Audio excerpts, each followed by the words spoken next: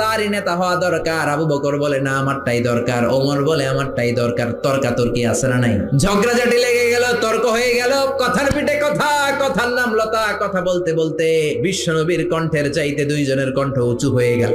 বিশ্বনবীর গলার আওয়াজের চাইতে দুই সাহাবীর গলার আওয়াজ যখন উঁচু হয়ে গেল, আল্লাহ সহ্য করলেন না, ধমক দিয়ে আয়াত নাজিল করলেন, লা তারফাউ আসওয়াতাকুম ফাওকা সাউতিন নবী। খবরদার, আমার নবীর দরবারে বড় গলায় কথা বলা যাবে না।